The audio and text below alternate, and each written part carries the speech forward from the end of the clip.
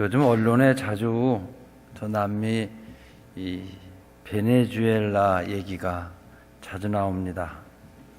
최저임금을 급격히 올려주고 일하는 시간을 줄여주면 일하는 사람들이 좋아하겠죠. 대신 생산 원가가 높아가고 생산량이 줄겠죠.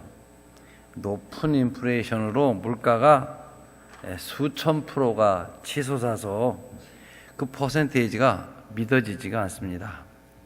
지난달엔 한 달 월급 받으면 계란 2판을 샀는데 이달엔 한 달 월급 받으면 계란을 1판밖에 사지 못한다 해요. 그리고 마트마다 생활 필수품이 하나도 없어서 폭동 직전이고 도무지 살 수가 없어 이웃 나라로 탈출을 하고 있다고 하는데, 그런 이야기를 하면서 우리나라도 그렇게 될 것 같다, 그런 얘기들을 합니다. 사실 우리가 조그마한 식당을 하나 운영한다고 하더라도 일하는 사람 월급을 갑자기 올려주고 일하는 시간은 줄여주면 어떤 현상이 생기겠습니까? 음식 내용이 부실해지겠죠. 또 음식값을 올리든지 아니면 주인은 종업원을 줄일 겁니다. 그것도 안 되면 식당 문 닫겠죠. 그렇죠? 이건 어느 경제를 전공한 장관이 아니라 구멍가게를 하는 사람의 생각의 논리도 쉬운 똑같은 이야기입니다. 그러나 이 정치라고 하는 것이 여론과 사람들의 표를 의식하다 보니까 엉뚱한 일을 하기도 하고 엉뚱한 결과가 나오기도 합니다. 여러분, 우리 개인 소득이 3만 불 시대라고 하는데, 이 말은 4인 가족으로 치면 한 가정당 1년에 1억 5천씩 수입이 된다는 말인데 실감 나십니까? 여러분 가계부나 여러분 통장에 그런 입금이 되고 계신가요? 언론이 좀 자극적으로 표현한다, 그런 생각도 드시리라 생각을 합니다. 아무튼 이 불확실한 그런 미래를 우리가 살아가고 있어요. 위기는 기회라는 말을 많이 사용합니다. 슬기롭게 어려움을 잘 극복하시기를 바랍니다. 이런 때 삶을 좀 단순하게 생각하면 마음이 편해집니다. 오늘 하루 살았으면 됐지, 아무래면 밥 세끼 못 맞고 살겠나, 욕심을 버리면 편안해집니다. 이런 제안을 해봅니다.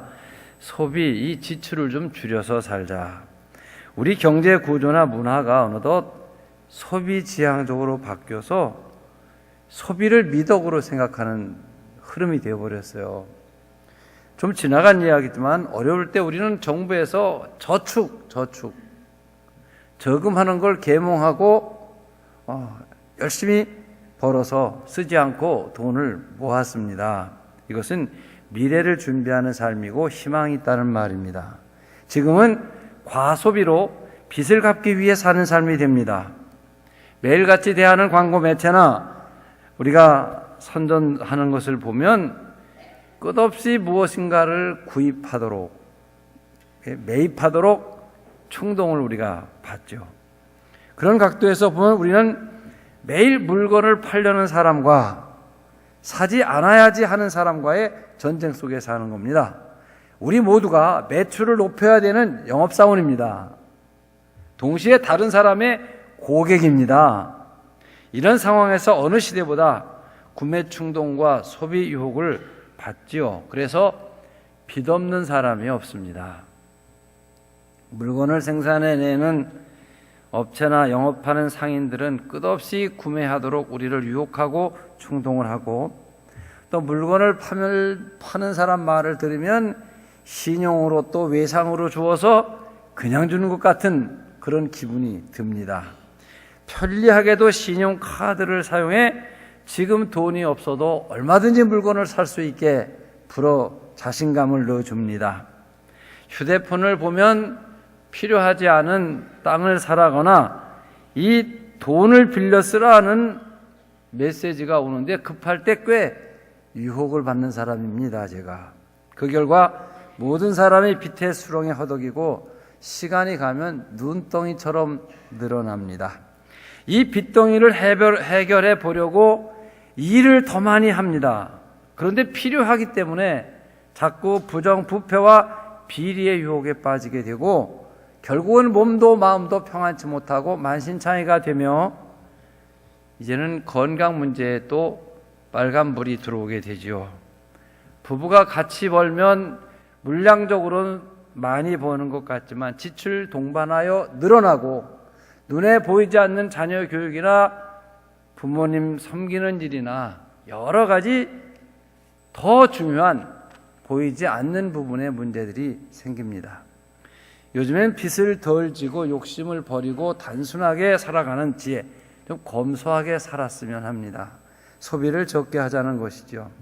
사람들은 좀 더 많아지고 외국 여행도 좀 다니고 좀 더 넓은 공간에 비싼 가구들로 장식을 하고 좀 크고 새로운 차로 바꾸고 그럴듯한 분위기를 찾아다니며 외식을 하며 다른 사람들이 나를 인사하고 섬겨주기를 바라는 마음이 있습니다. 이 욕심에서 허세와 체면과 사치와 낭비, 점점 빚이 늘어나는 것입니다. 겉으로 보기에는 부자같이 사는데 정신적으로는 가난뱅이고 영세민입니다. 거품 속에 사는 것이죠. 요즘 사람들이 빚을 지고 사는 이유가 모든 것을 외상으로 또는 신용카드에 의해 할부로 할 수 있다는 것. 근데 여러분, 외상은 그 이자까지도 그 매출 금액에 포함되어져 있는데 그것을 다시 할부를 하고 막지를 못하면 급해 돌려막기를 하면 힘들어지게 되는 것입니다. 모든 물건을 파는 사람들은 이익을 안 보고 그냥 주는 것 같이 거저 얻는 것 같이 우리에게 광고를 해요. 그래 어느덧 저축하는 습관을 다 잃어버리고 삽니다. 그래 요즘 사람들은 미래를 위해서 저축하며 사는 것이 아니라 과거에 져놓은 빚을 갚기 위해 사니까 내일이 없습니다. 그렇죠? 그리고 오늘은 허덕이고 힘듭니다. 우리 문화생활 이 문명의 기기들을 보면 날마다 자고 나면 새로운 모델, 더 편리하고 아주 좋은 그런 새로운 것들이 나오고 새 것이 나왔다고 선전을 해대면 그 모든 것들을 다 구입을 한다고 생각해 보세요. 그리고 융자를 얻어 집을 사고 나면 죽을 지경이 되는 거예요. 휴대폰 하나도 새로 나온 기종으로 좋은 걸 사면 굉장히 비쌉니다. 비싼 걸 못 느끼게 하기 위해서 할부로 요금과 함께 기계값까지 받습니다. 기계가 헝겊될 때쯤 되면 돈을 다 갚는데 새 걸 또 사야 됩니다. 이 악순환이 계속 되는 것이죠. 그런데 식구마다 하나씩 휴대폰 다 들고 있잖아요. 여러분, 어려운 시대에 용기를 내고 결단하십시오. 돈을 빌려 쓰지 않는다.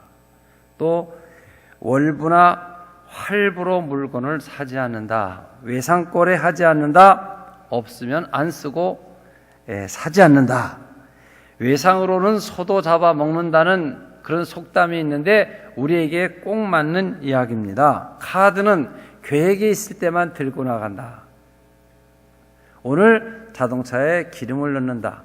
오늘 누구 식사를 대접한다는 분명한 계획이 있을 때만 카드를 들고 나가세요. 얼마 전 TV에 한 강도 사건을 보니까 그 범인이 노린 게 좋은 차에서 내리는 사람, 좋은 핸드백을 가진 사람, 그리고 휴대폰에 카드 여러 개 꽂혀 있는 사람. 요게 일본 가장 범죄 대상 타켓 1번입니다. 아마 여러 개들 카드를 들고 다니시더라고요. 아무튼 뺑덕 어멈이 되지 마십시오. 여러분, 뺑덕 어멈이란 말이 무슨 말인지 아세요? 심청이가 임당수에 팔려갈 때 공양미 300석을 받아서 심청이 아버지 심학규는 하루에 아침에 부자가 됐어요. 그래서 장가를 들어요. 어떤 뜻도 영문도 모르고 딸 때문에 부자가 돼서 장가를 드는데 그 심청이 의붓 엄마가 뺑덕 어멈이에요. 이러나 저러나 딸의 목숨을 팔아서 받은 돈 눈먼 남편 속여서 다 탕진을 합니다. 심청이 이후 외상질 잘하고 사치와 낭비 잘해 살림살이 거들내는 여자를 일컬어 뺑덕 어멈이라고 부르고 요즘 남자들은 다 뺑덕 어멈하고 살아. 우리 식구만 말고.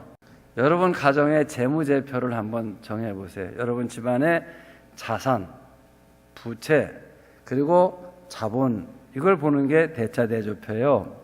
그리고 손실과 지출, 그 범주 안에서 쓰고 저축을 해요. 이게 경제적으로 사는 거예요. 남이 나를 가난하고 말하든 부자라고 말하든 내가 내 형편껏 살아간다. 이게 경제적으로 사는 것입니다. 이제까지 우리 너무 생각 없이 살지 않았습니까? 공연히 다른 사람 흉내내다 거품 속에서 내 실체가 표류되고 있지는 않았나. 그리고 여러분, 우리는 신앙적인 가치관을 잣대로 해 사는 사람들입니다.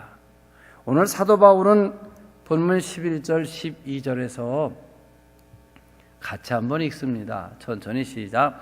내가 궁핍함으로 말하는 것이 아니니라. 어떠한 형편에 있든지 나는 자족하기를 배웠노니 나는 비천에 처할 줄도 알고 풍부에 처할 줄도 알아. 모든 일 곧 배부름과 배고픔과 풍부와 궁핍에도 처할 줄을 아는 일체의 비결을 배웠노라. 자, 지금 배경을 보면 바울은 너무나 궁핍한 형편에 처해 있죠. 내가 궁핍한 것 때문에 말하는 게 아니다 하는 걸 보면 지금 나 궁핍하다 그 말이에요. 그런데 나는 비천에 처할 줄을 안다. 바울은 지금 감옥에 갇혀 있습니다. 옛날 감옥은 여러분 냉난방이 안 됐어요. 저희 교회가 교도소 선교를 처음 할 때만 하더라도 아무리 추운 날 가도 교도관만 요만한 연탄불 하나 쬐고 있고 다 외양간에 있는 소나 가축처럼 자기 체온으로 지키고 있었어요. 참 안타까웠어요.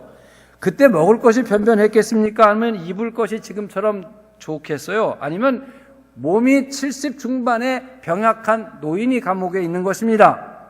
인권이 존중되는 지금 시대가 아닌 2000년 전 이야기입니다. 그런데 여기서 사도 바울은 나는 모든 곳에서 모든 시간 모든 조건을 초월하여 만족하게 사는 일체의 비결을 배웠노라 선언하고 있습니다. 인생 사는 비법을 깨달았다는 말입니다. 인생을 행복하게 사는데 달인이 되었다. 나는 도사다.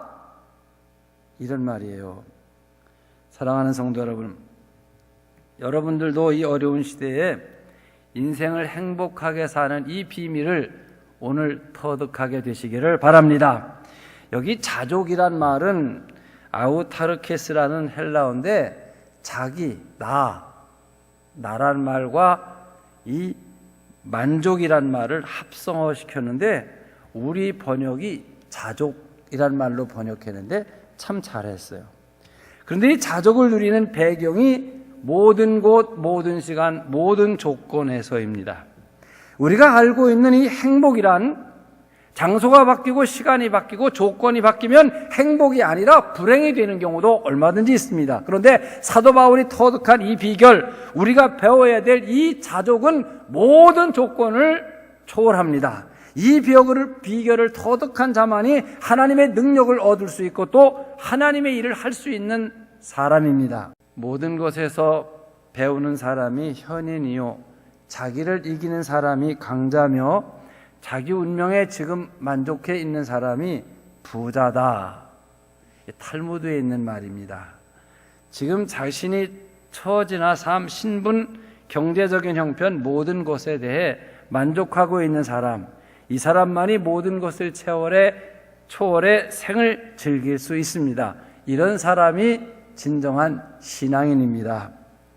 우리는 이 자본주의 사회를 살아가면서 우리의 의식이나 생각이 존재와 소유를 착각하며 살 때가 많습니다.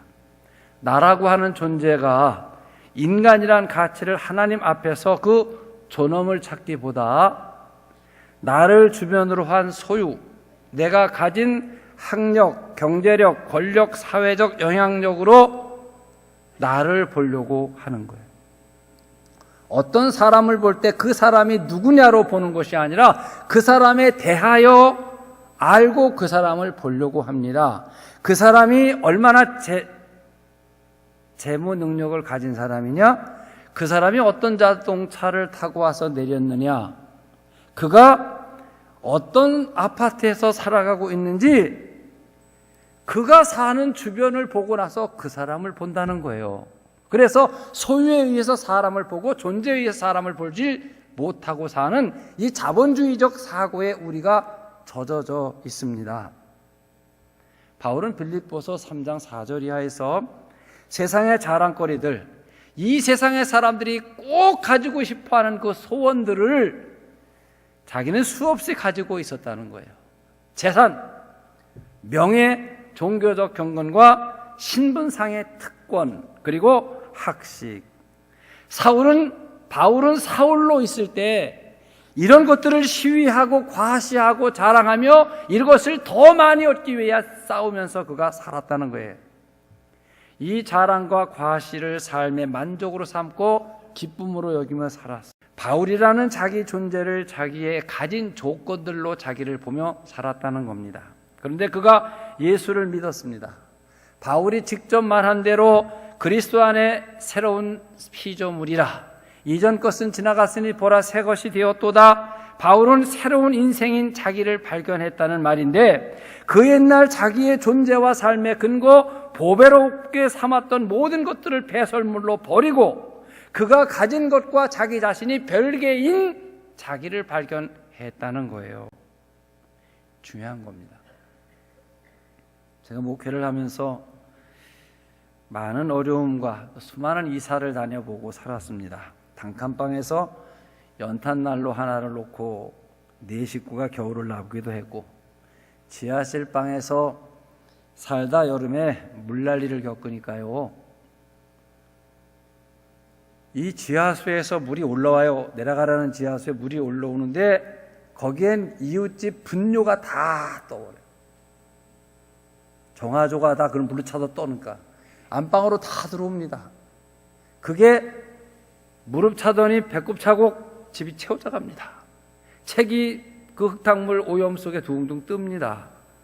자고 자야 될 이부자리가 물에 푹 빠져버렸습니다. 자, 여러분, 그 이부자리를 꺼내서 빨아서 넣으면 조금 있으면 냄새가 이루 말할 수가 없습니다. 참 인간적인 좌절과 이 열등감, 그리고 비관해지는 거예요, 사람이.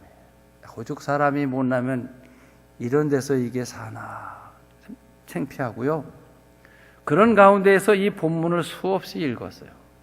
자족의 비결을 배웠노라. 자족의 비결을 배웠노라. 소유의 노예에서 탈피하며 존재의 자유로 거듭나는 길이 무엇이란 말인가?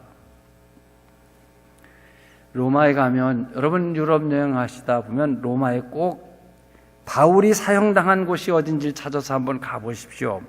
콜로세움 쪽으로 가다 옛 원로원 자리 옆에 바울이 참수당하기 직전에 임시 갇혔던 감옥이 있어요. 제가 30년 전쯤 갔을 때는 그 감옥 아래까지 내려가도록 허락이 되어 있었어요.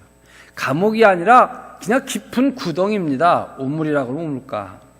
겉으로 나오지만 못하는 데다 죄수를 그냥 팽개쳐 놓은 거예요. 꾸불꾸불한 계단을 타서 내려가 보니까 밑에는 물이 고여 있더라고.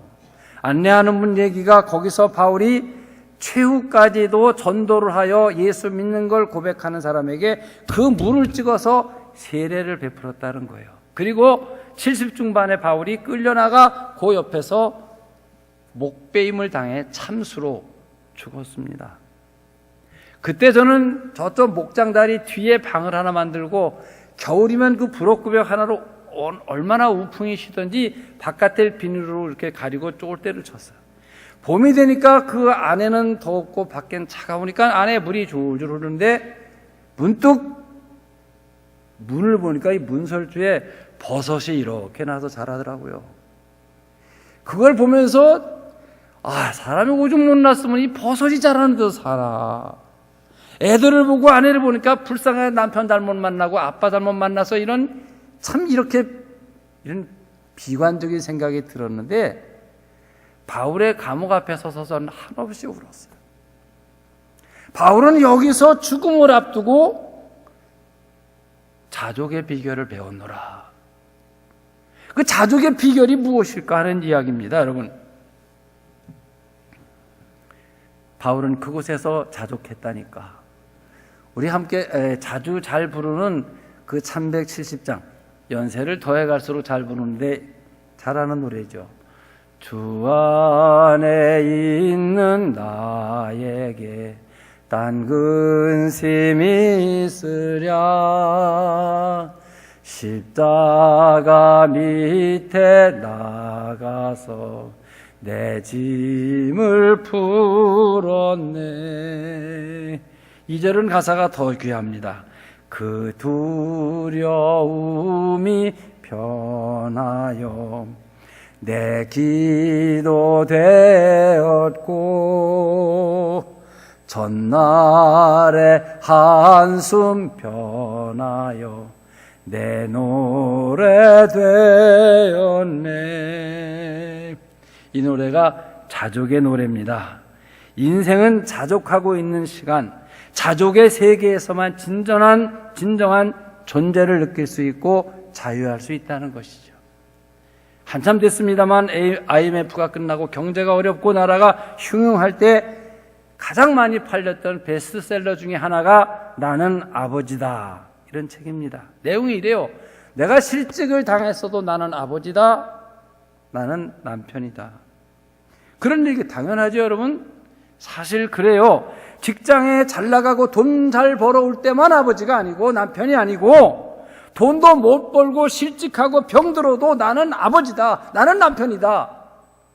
참 너무나 당연한 얘기인데 우리는 자본주의적 사고 속에서 돈 잘 벌어와야 남편이고 돈 잘 벌어와야 아버지가 되는, 돈을 못 벌면 아버지도 아니고 남편도 아닌 것 같은 이런 생각을 하며 우리가 살고, 그런 시각을 갖고 있어서 우리가 더 불행해지고 있다는 거예요. 사랑하는 성도 여러분, 아버지를 소유와 능력으로 보는 것이 아니라 아버지 존재 자체가 아버지 아닙니까? 이 소유의 노예에서 벗어나 존재의 자유인으로 다시 태어날 수 있는 것이 무엇입니까? 이 자족의 비결을 터득해야 되는 것입니다. 왜 이렇게 우리가 여유가 없고 쫓고 쫓기는 전쟁터에서 사는가 생각해 보십시오. 왜 그냥 있으면 뒤지는 것 같고 누군가를 쫓아가야 된다는 생각을 우리가 갖고 쫓기나, 이 세상 생존 경쟁에 이기는 자만이 살아남는다. 밀림의 법칙에 생존 경쟁, 약육강식, 큰 게 작은 거 잡아먹고 적자생장, 남는 자만 사는 거예요. 마치 우리 사랑으로 사는 사회를 그런 시각으로 만들어 스스로 생존 경쟁의 낙오자를 우리 스스로가 만들며 사는 거예요. 스스로 자기를 남과 비교하며 살기 때문입니다. 자기를 다른 사람과 비교하면 뒤진다는 의식이 생기고 다른 사람을 또 편하게 하지를 못합니다. 진정한 인격의 우월성은 비교하지 않는 데 있습니다. 내가 누구의 위에도 있지 아니하고 누구 아래도 있지 아니하다. 링컨의 말처럼 나는 노예가 되기 싫다. 동시에 노예의 주인이 되기도 싫다. 사람이 어떤 형편의 삶에 살아도 하나님 앞에서 똑같은 존재다, 이런 의식을 가져야 됩니다. 이 의식이 재산을 가진 것에 있어서나 명예에 있어서나 권력에 있어서나 학식이나 신앙에 있어서도 교회 봉사와 헌신에 있어서까지 남보다 우월하지도 남보다 열등하지도 않는 것, 이것이 인격의 깨달음입니다. 이것이 깬 영혼을 소유한 사람은 바로 자족의 비결을 배운 사람입니다. 다른 사람 위에 올라가야 한다는 것, 즉 교만은 현재 자기가 다른 사람 밑에 있다는 의식에서 생겨진 부끄러운 모습이죠. 교만한 사람은 항상 자기가 남보다 못하다고 생각하는 의식 저변에서 열등감을 갖습니다. 그러면 결국 교만한 마음과 열등감은 같은 사건의 양면을 가리키는 일이죠. 그러므로 그 인격이 참으로 우수한 사람에게는 열등의식도 없고 동시에 교만도 없습니다.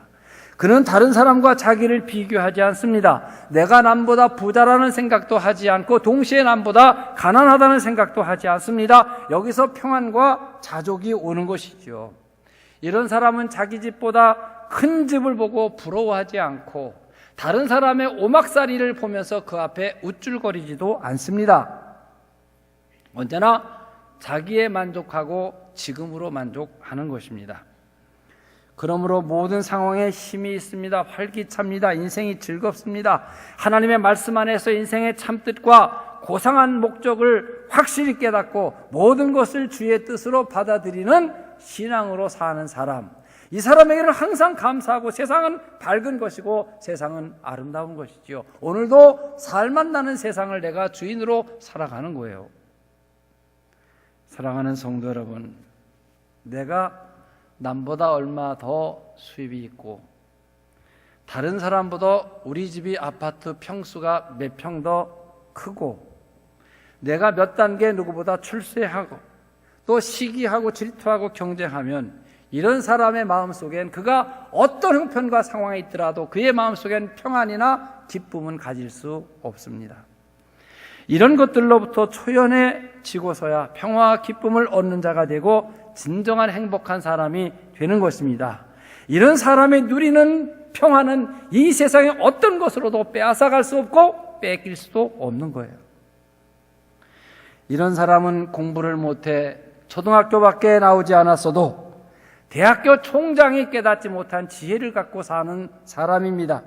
이런 분은 아무것도 갖지 않은 사람이라도 재벌 총수보다, 아니 그들을 우습게 볼 수 있는 식견을 갖고 있는 사람이고, 탱크나 미사일을 갖고도 정복할 수 없는 진정한 강자가 바로 이러한 사람인 것이죠. 여러분은 이 세상에 누구를 제일 무서워합니까? 하나님 말고. 한번 생각해요. 나는 누구를 이 세상에 제일 무서워하고 살까? 하나님 말고. 저는 경찰서장이나 검찰총장이 누군지도 모르지만 하나도 무섭지 않습니다. 그런데 순경은 무서워야죠. 제가 운전면허에 대해서 가끔 그런 얘기를 합니다. 우리 교회에서 나보다 운전면허를 먼저 딴 사람은 없다. 우리 한국 국산 자동차 포니1이 76년도에 나왔는데 제가 73년 2월 23일자 면허입니다. 그러니까 50년 가까이 된 면허에 제가 가진 면허가, 옛날엔 이 사진 찍는 그런 게 없을 때는 길 코너나 이런 데에 순경들이 딱 있다가 뭐 이렇게 하다 잡히고 그러면 돈을 주면서 해결할 때도 있었어요. 지금도 필리핀은 그렇습니다. 지금 우리나라에서는 뭐 돈을 어떻게 해서 그런 방법이 없을 거라고 생각합니다. 저도 한 번도 평생 순경에게 돈을 줘본 적은 없는데 가끔 손이 발이 되게 싹싹 빈 적은 있어요.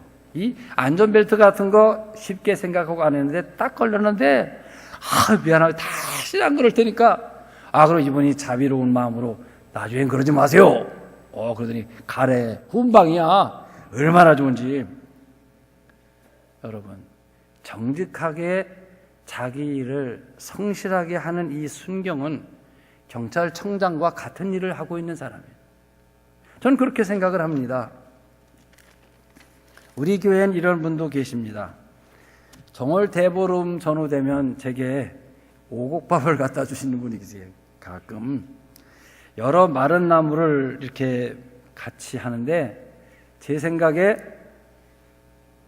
시집 간 지 얼마 안 된 새댁들은 이 오곡밥 못 만들 거예요. 그리고 여름에 말려놨던 그 나무를 잘 이 정월 대보름 전후에 먹게 만드는 것도 이게 주부 경력이 상당히 있어야만 하는 고수들이 하는 일인데, 이분이 그 나물하고 오곡밥을 가끔 해주셔요. 이분이 하루 일과를 보면 새벽 기도 끝나고 전도하는 일에 나오셔요. 구역장 일하고. 이분이 하신 일은 반찬 가게에 나가서 부업을 도와주는 일을 하는데, 요즘 경기가 좋지 않아서 그 반찬 가게 얘기가 가족끼리 하니까 내일부터 나오지 말래요. 요즘 말로 잘린 거예요. 그래 다시 일을 구했는데 오후에 어린아이 봐주는 그런 일을 하셔요. 이분 본인은 어떻게 생각하고 계실지 모르지만 저는 그분이 존경스럽고 그분과 함께 미랄교회를 섬기는 것이 제게 행복이라는 생각이 들어요. 얼마나 귀합니까? 제가 그분을 귀하게 여기니까 그분도 자기 미랄교회 다니는 게 미랄교회밖에 자랑할 게 없대요. 그분은 최고로 오늘 행복한 분이셔요. 어느 조그만 섬 낙도에서 초등학교의 평교사로 평생을 일하고 계시는 선생님이 감사하며 그 일 어린 생명들 돌보고 그 섬에 일하는 것이 천직으로 여기고 있다면 그분은 슈바이처와 같은 분이에요. 그분은 나이팅게일과 같은 분이에요. 그분은 교육부 장관과 다를 게 없는 거예요. 이름 없이 빚도 없이 자기 소임에 충실한 분들 모두가 다 귀한 분들이에요. 그런 분이 있기 때문에 우리 사회와 국가가 지금 존재하고 있는 것이지요. 새벽에 일찍 시장바닥에 나가 자판을 놓고 보잘것없는 물건을 놓고 장사하고 계시더라도 그분이 자기 삶에 만족하고 감사하고 있다면 그분은 한국은행 총재가 이르지 못하는 그런 행복에 그가 있을 수도 얼마든지 있습니다. 이런 신앙 안에서 자기 비전을 알고 또 이 깨끗한 영혼을 갖고 욕심 없이 살며 누군가를 도와주며 살려고 하는 사람들, 재벌 총수나 군사령관이나 대법원 판사도 티끌처럼 볼 수 있고 그들을 비판할 수 있는 자격이 있는 사람이라고 생각합니다. 인생은 모두가 하나님의 형상을 닮은 귀중한 존재입니다. 동시에 모든 사람은 다 모든 것을 땅에 두고 흙으로 돌아가야 할 가련한 존재들입니다, 여러분. 그런데 그 하나님 앞에서 크다 작다 많다 적다 높다 낮다 하는 것은 모든 것을 있게 한 존재의 근원 되신 하나님 앞에서 자랑할 것이 못되는 것이죠. 모두 하나님의 뜻이면 되어지고 하나님의 뜻을 순종하며 사는 것이지요. 이렇게 말해야 옳을 것입니다. 그래서 자족하는 사람은 내가 어느 나라에서 태어났든지 어느 나라에 와서 살든지 내 피부색이 희든지 검든지 부하든 가난하든 나는 하나님의 뜻 안에 있고 하나님 믿는 것이 감사의 조건이고 이 상황 이대로 기뻐할 수 있다면 그는 인생을 달관한 자족의 비결을 갖고 사는 달인인 거예요.